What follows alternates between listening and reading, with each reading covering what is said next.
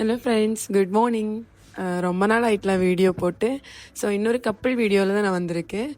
Video skip பண்ணாமல் பாருங்கள். லாஸ்ட்டில் ஒரு ഹാർഡ് വർക്ക് பண்ணால் നമുക്ക് என்ன റിസൾട്ട് கிடைக்கிறங்கிறது ഈ വീഡിയോയിൽ நான் ടച്ച് ചെയ്തിട്ടുണ്ട്. இந்த வீடியோவில் நான் கப்பலாയിട്ട് ஒர்க் அவுட் செய்தால் நமக்கு என்ன பெனிஃபிட்னு நான் சொல்கிறேன். ஒரு கப்பலாയിട്ട് ஒர்க் அவுட் செய்யும்போது நம்மளுடைய எனர்ஜிங்கிறது ரொம்ப ஜாஸ்தியாக இருக்கும். நார்மலி இண்டிவிஜுவலாக பண்ணுறதை விடைக்கும் ஒரு கப்பலாയിട്ട് செய்யும்போது எனர்ஜி ஜாஸ்தியாக இருக்கும்.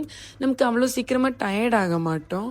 சேம் டைம் மைண்டு ரொம்ப ஃப்ரீயாக இருக்கும். அதே நேரம் ஒரு ஆள் டயர்ட் ஆனாலும், மேபி டயர்டாகிற சுச்சுவேஷன் ஆனாலும் இன்னொரு ஆள் அவங்கள மோட்டிவேட் பண்ணும். எந்த ஒரு ஸ்ட்ரெஸ்ஸும் இல்லாத அவங்கள ஒர்க் அவுட் பண்ணும். ஸோ நான் மோஸ்ட்லி இவங்களுக்கு கப்பல் ஆகிட்டு தான் கொடுக்கும். மீன்ஸ் எல்லா டைம் இல்லை, வீக்லி ஒரு டைம் கப்பல் ஆகிட்டு கொடுக்கும். சேம் டைம் ரெண்டு பேரும் நல்லா ஹார்ட் ஒர்க்கர்னால் நான் என்ன டயட் சொல்கிறேனோ அதான் ஃபாலோ பண்ணுவாங்க. என்ன தண்ணி குடிங்கன்னு சொன்னால் தண்ணி தான் குடிப்பாங்க. வாட்டர் மெலன் எடுங்கன்னா வாட்டர் மெலன் தான் எடுப்பாங்க.